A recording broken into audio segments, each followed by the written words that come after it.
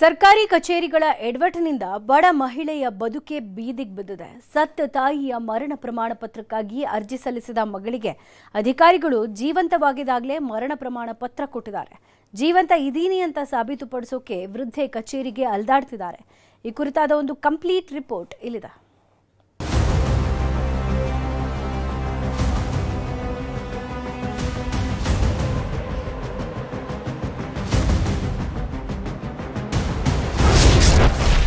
ಬದಲು ಜೀವಂತ ಮಗಳಿಗೆ ಡೆತ್ ಸರ್ಟಿಫಿಕೇಟ್. ಅಧಿಕಾರಿಗಳ ಎಡವಟ್ಟಿಗೆ ಇಡೀ ಕುಟುಂಬ ನರಳಾಟ. ಇವರ ಹೆಸರು ಶಿವಗಂಗವ್ವ ತಳಳ್ಳಿ.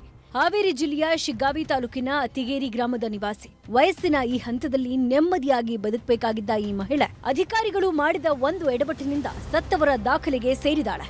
ಶಿವಗಂಗವ್ವ ಅವರ ತಾಯಿ ಶಂಕರವ್ವ ನಿಧನ ಹೊಂದಿದ್ರು. ಅವರ ಮರಣ ಪ್ರಮಾಣ ಪತ್ರ ಪಡೆಯೋಕೆ ಕುಟುಂಬಸ್ಥರು ಅರ್ಜಿ ಸಲ್ಲಿಸಿದ್ರು. ಆದ್ರೆ ಅರ್ಜಿ ಹಾಗೂ ದಾಖಲೆಗಳನ್ನ ಪರಿಶೀಲಿಸದೆ ಅಧಿಕಾರಿಗಳು ಮಹಾ ಎಡವಟ್ಟು ಮಾಡಿದ್ದಾರೆ. ಸತ್ತಿರೋ ತಾಯಿಗೆ ಮರಣ ಪ್ರಮಾಣ ಪತ್ರ ನೀಡೋ ಬದಲು ಬದುಕಿರೋ ಮಗಳ ಹೆಸರಿಗೆ ಕೊಟ್ಟಿದ್ದಾರೆ.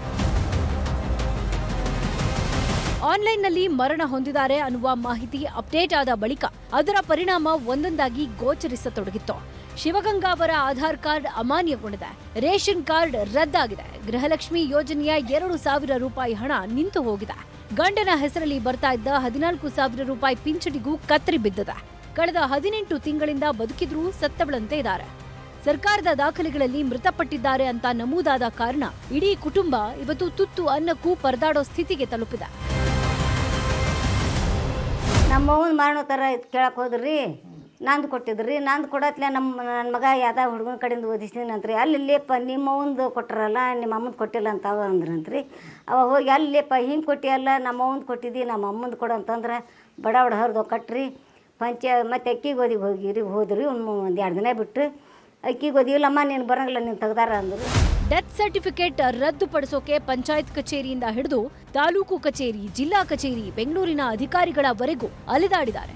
ಆದ್ರೆ ಸಮಸ್ಯೆ ಮಾತ್ರ ಬಗೆಹರಿದಿಲ್ಲ. ಅಧಿಕಾರಿಗಳ ನಿರ್ಲಕ್ಷ್ಯದಿಂದ ಹುಟ್ಟಿದ ಸಮಸ್ಯೆಗೆ ಮತ್ತೆ ಅಧಿಕಾರಿಗಳೇ ಕಣ್ಮುಚ್ಚಿ ಕೂತಿದ್ದಾರೆ. ರೇಷನ್ ತೊಳ್ಕೊರ ನಮ್ಮವ್ರ ಇಲ್ಲ ಸತ್ತೀವಿ ಏನಂತಂದು ಅವರು ರೇಷನ್ ಕಡೆ ವಾಪಸ್ ಹೊಳ್ ಕಳ್ಸ್ಯಾರ. ಹೊಳ್ ಕಳ್ಸಿ ಮ್ಯಾಗ ಬ್ಯಾಂಕ್ ಹೋಗಿದ ಮ್ಯಾಗ ರೊಕ್ಕ ತೆಗ್ಸೊಳಕ್ಕೆ ಅಲ್ಲಿ ರೊಕ್ಕ ಬಂದಿಲ್ಲ ರೀ ಅವ್ರದ್ದು. ಬಂದಿಲ್ಲ.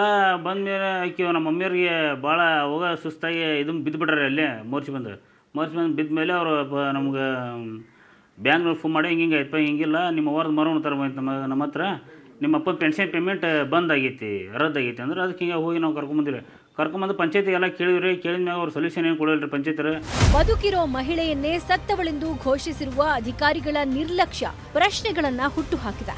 ಇನ್ನಾದ್ರೂ ತಪ್ಪಿತಸ್ಥ ಅಧಿಕಾರಿಗಳ ವಿರುದ್ಧ ಸರ್ಕಾರ ಕ್ರಮ ಕೈಗೊಂಡು ಶಿವಗಂಗಾಗೆ ನೀಡಿರುವ ಡೆತ್ ಸರ್ಟಿಫಿಕೇಟ್ ಅನ್ನ ರದ್ದುಪಡಿಸಬೇಕಾಗಿದೆ.